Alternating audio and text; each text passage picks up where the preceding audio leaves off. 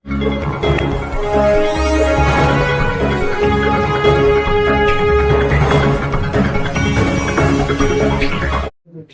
पहले मैं पत्रकार भाई से हाथ जोड़ के माफी चाहता हूँ, मुझे आने में लेट हो गया। लेकिन मैं नौचा गया था, वहाँ पे कुछ प्रॉब्लम ऐसी है भाई कि गणपति जब थी, गणपति के 3 दिन के बाद ईद मिलादुन नबी रखा गया ताकि टेंशन, तो उसका धन्यवाद करने के बजाय लड़ाई झगड़ा करना मैं समझता हूँ बहुत गलत है। हमारा देश ऐसा देश है जहाँ हम लोग हिंदू मुस्लिम सिख ईसाई सब मिलजुल कर रहते हैं कि बकरीद या होली दिवाली गणपति आए सब एक दूसरे के त्योहार में। परंतु आज इस सरकार ये हो गया है कि 24 घंटा सिर्फ और सिर्फ सांप्रदायिकता करो और इलेक्शन जीत जाओ। इनके मुंह में ये लग चुका है। मैं समझता हूँ ये देश को बर्बाद करने वाली चीज। मैं इसमें गया था, बहुत सारे जुल्म जाकिर देख कर आया हूँ। अभी हम ये कहना चाहते हैं कि अभी मैं इरशाद जागीरदार साहब को समाजवादी पार्टी से यहाँ लड़ाने जा रहा हूँ इलेक्शन। ये हमारा तय हो चुका है। ये अखिलेश यादव जी जाट मिल चुके हैं। अखिलेश यादव जी इनको बहुत पसंद किया है और हमारे सारे कार्यकर्ता इनको लड़ाना चाहते हैं। पूरे दुनिया की आवाम से मैंने बात कर चुका है, सर्वे करा चुका हूँ। इस सर्वे में 1 नंबर पे इरशाद जागीरदार है, इसलिए मैं इरशाद जागीरदार को आज बधाई देने एक ऑफिस ओपनिंग करने आया हूँ, एक सभा भी करूंगा। देखिए, आपने देखा जो लोग कह रहे थे 400 पार, जब इंडिया अलायंस बना और सब इकट्ठा हुए ना, तो 400 पार वाले नीचे गिर गए और 240 पे आ गए। तो अब यहाँ पे जो महाविकास आघाड़ी बनी है वो भी यही करने वाली है। मैं समझता हूँ कि सारे लोग मिलकर बहुत सारे संगठन है, जो नॉन मुस्लिम संगठन है वो सब, कुछ मुस्लिम संगठन है, ये सब एक साथ हाथ मिला करके ये लोग जो है ना, अब की बार इस देश के संविधान को तोड़ने वालों के खिलाफ, गांधी जी के कातिल की मूर्ति बनाने वालों के खिलाफ अब की बात सब इकट्ठा है कि देश को बचाना है, देश बड़ा है। हम लोग जो है ना सीटों का अलायंस, सीटों के बंटवारा कर रहे हैं। यूपी में हम सीट देने वाले थे, हमारी मर्जी थी कितनी सीट दें, यहाँ हम लेने वाले हैं, हम छोटी पार्टी यहाँ पे। परंतु हमारी बात हुई है और हमें 99.9% फाइनल नहीं हुआ है। ये महाविकास आघाड़ी उम्मीदवार बनेंगे और यहाँ हम इलेक्शन लड़ाएंगे। ये हम कहना चाहते हैं। अगर आप नरेंद्र मोदी महाराष्ट्र के दौरे पे आए थे, त्रिपुरा दिल्ली के उद्घाटन करने के, तो उसने ऐसा है कि कांग्रेस ने जो युवा के तरुण को नशा क्यों करते हैं उसका जो आदत कर रही है, ऐसा एक बहुत बड़ा आरोप है। वो तो ऐसे आरोप लगाते हैं कांग्रेस आएगी तो जनता संविधान मुसलमानों को दे देगी, आपके घर में एक्सरे लगा के बक्से से सब सोना निकाल के बांट देगी। बेचारे परेशान हो गए। अब उसका जो है ना, उनका गुरूर घमंड टूट गया। 10 साल तक कोई बिल पास नहीं हुआ था और अब जो है सब 10 साल तक कोई बिल फेल नहीं हुआ और अब जो है जो इन्होंने बनाया इसका वक्फ का बिल है वो फेल हो गया। ये मिलने से अभी परेशान है कांग्रेस की और लोगों का अलायंस कैसे हो रहा है। कितना भी चिंता करें वो, कितना भी फिक्र करें वो, कुछ भी बोले जो बोलना है बोले, लेकिन अब की बार महाराष्ट्र में इनकी सरकार जाएगी। हमें खुद उम्मीद है कि बहुत सारे वक्तव्य ऐसे आएंगे जिसकी कोई अर्थ नहीं, कोई मतलब नहीं। समाजवादी पार्टी 12 जगह मांग रही है। देखिए, हम सबसे पहले हमारा ये कहना है कि देश बड़ा है, पार्टी छोटी है। हम सबको मैं निवेदन करूंगा सब लोगों से, कोई जिद मत करना। सब लोग मिल करके जिस तरह से हमने घमंड तोड़ा है उनका, उसी तरह से अगर अलायंस अच्छी तरह से होगा तो फिर इस देश में संविधान बचेगा, देश बचेगा। तो हम लोग 12 सीट मांग रहे हैं, लेकिन हमारी कोई सीट नहीं है। हम 12 सीट पे है, 1-2 सीट आगे पीछे करके, लेकिन हम लोग जरूर कर लेंगे इसको। दुनिया की सीट छुट्टी नहीं ऐसे समाजवादी को, तो आप दुनिया की सीट छोड़ना ही पड़ेगा। नहीं छुट्टी दो। आप बंगाल का पैदा नहीं, वो नाम क्यों पूछ रहे हो आप? नहीं, खासदार क्योंकि संजय राउत और जयंत पाटिल ने बोला है कि दुनिया की जगह ये शिवसेना कोई रहेंगी, उपाध्याय कोई रहेंगी। ऐसा नहीं, इसलिए बोलना पड़ता है ना कि कोई भाग नहीं जाए। नहीं, आज कांग्रेस की भी आज तक बाद में रखे मार दो। सर, महाविकासाच्या माध्यमातून त्यांनी असंही सांगितलं की महाराष्ट्रात अजून ही जागा घोषित करण्यात आलेली नाहीये, तर तुम्ही घोषित करताय।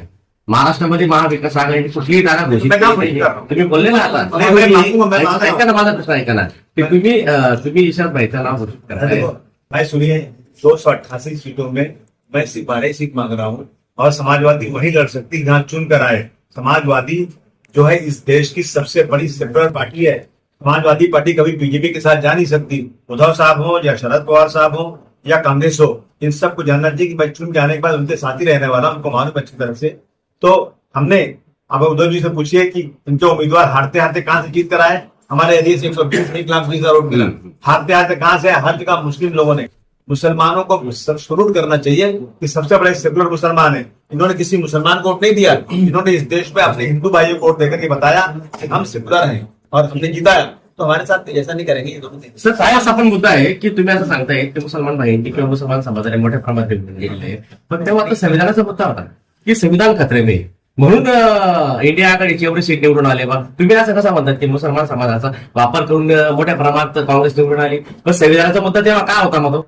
संविधान मुद्दा संविधान उनके लोगों ने चिल्ला चिल्ला कर बोला हमको 400 पार करो, हम संविधान देश का बदली कर देंगे। हो ना, मग तुम्ही काय सांगितलं? हा. तुम्ही असं सांगितलं की मुसलमान समाजाचा आधार घेऊन बा मोठ्या प्रमाणात एक मिनिट साहेब, माझं ऐकलं ना मी रेकॉर्डिंग, हाँ हाँ बोलिए ना। की त्या आधारे घेऊन बा मोठ्या प्रमाणात सीट निवडून आलं, मग तेव्हा तर तुम्ही संविधानाचा आधार घेत होते, संविधान बचाव, तेव्हा मोठ्या प्रमाणात इंडिया आघाडीची सीट निवडून आले बा, मग आता तुम्ही संविधानाचं नाव नाही घेता की समाजवादी पार्टीने मोठ्या प्रमाणात मुसलमान म्हणून इंडिया आघाडीची सीट निवडून आली। मैं मुंबई की बात कर रहा हूं। मैं मुंबई का कसं आलं इथे? और इंडिया वहां जहां लड़े, आप सोच लो जरा मुझे कि जहां जहां लड़े हर मुस्लिम एरिया से पूरा वोट इंडिया अलायंस को गया।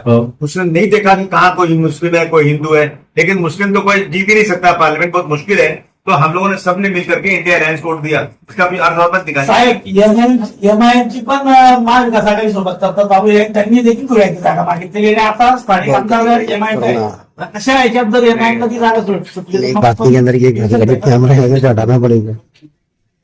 नाही, आता मुस्लिम मतदानावर जब वोट नहीं हुई तो वोट जिहाद हो गया। अरे फडणवीस साहब, जिहाद पे 100 किताबें हैं, दिखा दो। जिहाद का मतलब स्ट्रगल होता है, जिहाद मतलब लोगों को मदद करना होता है। ये वोट जिहाद क्यों करते हो आप? अगर चाहे इनके लोगों को वोट नहीं मिला तो वोट जिहाद हो गया, ये कोई मतलब है क्या? और आप जो है एक भी मुस्लिम को आप टिकट देते नहीं, एक मुस्लिम को लड़ाते नहीं, मंत्री नहीं बनाते, उसके बाद आप कहते हो वोट जिहाद। ये ऐसा है कि बीजेपी ने जो किया है उसको भर रही है। बीजेपी ने हमेशा सांप्रदायिकता फैलाई है, तो जो सेक्युलर लोग हैं बीजेपी को वोट नहीं देते, उनको जो जितना वोट जिहाद बोलना, कुछ भी बोलना बोले तो वोट जिहाद हो गया, लैंड जिहाद हो गया, लव जिहाद हो गया, न जाने पैन कार्ड जिहाद हो गया। बड़ी नहीं, यहाँ पे भी मुस्लिम आमदार हो के तुम ईशान भाई को दे रहे, फिर इसको क्या बोलते? इसको प्यार बोलते हैं।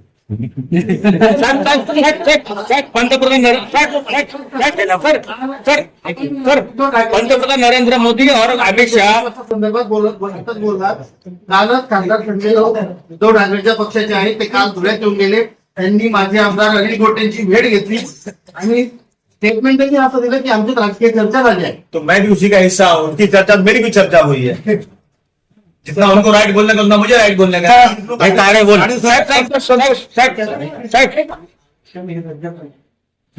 आरक्षण जे अल्पसंख्याक जे महाराष्ट्रामध्ये त्यांचं जर त्यांच्या विषयावर जर गेलं झालं त्याला कोण येणार? राहुल गांधी की बात को जो है ना अलग तरीके से पेश किया गया।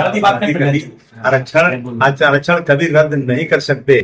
आरक्षण जिस तरह बाबा भीमराव अम्बेडकर साहब ने दिया गरीबों के लिए, वो आरक्षण नरेंद्र मोदी जी रद्द कर रहे हैं। आप पूछो कैसे? एयर इंडिया बिक गया। एयर इंडिया में कितने मुसलमान काम करते हैं? 1%। और जितना आरक्षण था खत्म हो गया, दलित भाई सो रहा है, जिनका आरक्षण सोए हुए हैं। रेलवे बिक गया, रेलवे में कितना मुसलमान? 2%। और उसमें जिसका रिजर्वेशन उसको रिजर्वेशन नहीं मिल रहा है। 100 बड़ी बड़ी कंपनियां बिक गई प्राइवेट को। क्या प्राइवेट कंपनियों में रिजर्वेशन है? नहीं है। तो रिजर्वेशन तो मोदी जी खत्म कर रहे हैं, वो राहुल जी कहाँ खत्म कर रहे हैं? राहुल जी तो कह रहे हैं, राहुल जी तो कह रहे हैं। बोलणारे उठणारे महाराष्ट्र में नहीं करने वाले लोगों ने देख लिया असलियत। बोलना कुछ करना कुछ, वो नहीं होने वाला है। इस देश में प्रेम मोहब्बत से चलेंगे। नफरत की राजनीति अब खत्म हो रही है। सर, समाजवादी पार्टी ने मुस्लिम उम्मीदवार नहीं दिए रहे भाई साहब, तो लोकसभा में कांग्रेस ने भी मुसलमान उम्मीदवार दिया नहीं, इस पे क्या कहेंगे आप? समझा नहीं आपने? ऐसा है ना कि जहाँ जीतने के चांसेस है वहां देंगे ना, ऐसा थोड़ा नहीं दे रहे हैं। अभी देंगे, आगे देंगे, एमएलए में देंगे। विधानसभा निवडणुकीत समाजवादी पक्षाच्या निवडणुकीचे कोणते अजेंडा मुद्दे असते? एजेंडा हमारा डेवलपमेंट है, ओनली डेवलपमेंट एंड नफरत खत्म करना है। देश में सबसे पहले मेरी ये डिमांड होगी कि इसमें जो मैनिफेस्टो बनेगा, सबसे पहले मेरी डिमांड होगी कि किसी भी धर्म के बारे में कोई गलत नहीं बोलना चाहिए। चाहे डॉक्टर अम्बेडकर साहब हो, चाहे गांधी जी हो, चाहे कोई पैगंबर साहब हो, कुरान शरीफ हो, या कोई भी धार्मिक कोई नेतृत्व है, इसके बारे में गलत बोलने वालों को 150 के लिए ये नहीं चलेगा। आतंक उससे होता है। देश में 60% लॉ एंड ऑर्डर की सिचुएशन सुधर जाएगी। अगर एक ऐसा धर्म के खिलाफ कोई बोलेगा तो उसको आतंकवादी के केस में बंद करेंगे, तो 5 साल तक जेल हो जाए। मैं आपसे हाथ जोड़ के निवेदन करना चाहता हूँ, आप सब इसको सपोर्ट कीजिए। नफरत की दुकान बंद होना चाहिए. सर मुद्दा असा होता की आता एक बिल पास करण्याच्या तयारीत आहे की एक देश एक निवडणूक झाली पाहिजे. या संदर्भात आपल्या पक्षाची राष्ट्रीय लेवलला काय भूमिका असणार? एक देश एक निवडणूक नहीं चलेगा, गलत नहीं, हम लोग उसका अपोज करते हैं. त्याचं काही नियोजन केलं काय? कारण त्यांनी राष्ट्रपतीला, कोविंदने माजी राष्ट्रपती त्या राष्ट्रपतीला तो प्रस्ताव दिलेला आहे की याच्यावर तुमच्या प्रतिक्रिया आल्या नाही पक्षाच्या राष्ट्रीय लेवलला. नहीं, ऐसा है ना कि इसके बारे में सारी पार्टियों के बैठ के मीटिंग होना चाहिए, चर्चा होना चाहिए, उसके बाद हो. नाही आपकी पार्टी का? आपकी पार्टी नहीं, मुझे लगता समाजवादी पार्टीचं नहीं, समाजवादी पार्टी अभी अखिलेश यादव से मेरा चर्चा नहीं हुआ अभी किसी चर्चा में. मैं अपना मत जाहिर करता हूँ कि एक मुल्क एक निवडणूक नहीं हो सकता, नाही हो सर. नहीं होना चाहिए. बरं, दुसरा मुद्दा असा आहे, असं एक चर्चेचा भाग आला संसदमध्ये की SC/ST ना क्रिमिनल लावण्यात येणार आहे. याच्यावर पण तुमची समाजवादी पार्टी काही बोलली नाही. SC/ST के लोगों को क्रिमिनल लगाना चाहिए, इसके ऊपर संसद में चर्चा हुई और आप अब समाजवादी पार्टी करती है, चर्चा करे या नहीं करे ये जाहिर है 100% समाजवादी पार्टी. क्रिमिनल के ऊपर चर्चा नहीं हुई है. क्रिमिनल के ऊपर आपके समाजवादी का बाहेरून त्यांना जर स्फोट केला असेल असं म्हणलं जातं. पण समाजवादीच्या नगरसेवकांना का उमेदवारी दिली आहे का त्यामुळे समाजवादी पार्टीमध्ये मतभेद चालू आहे असं सांगितलं. अरे मतभेद कुछ नहीं चालू है. पार्टियों जहाँ पार्टी बढ़ती है ना थोड़ा बहुत तो रहता है, लेकिन समाजवादी पार्टी बहुत मजबूत है. सर, समाजवादी पार्टी के पास मुस्लिम उम्मीदवार के अलावा कोई दूसरा उम्मीदवार नहीं है. अरे आपको पता नहीं है क्या? आपको उत्तर प्रदेश जहाँ पे इधर बोल रहा मैं. जहाँ अभी हम जब पूछते सुनो, आप पूछते तो तुम जब उत्तर प्रदेश की बात नहीं करते, जब हम सवाल पूछते तो उत्तर प्रदेश में नहीं, जो महाराष्ट्र की बात कर रहा हूँ ना, समाजवादी पार्टी महाराष्ट्र की बात कर रहा हूँ मैं, महाराष्ट्र की. ठीक है, ऐसा नहीं ये महाराष्ट्र में समाजवादी पार्टी ने एक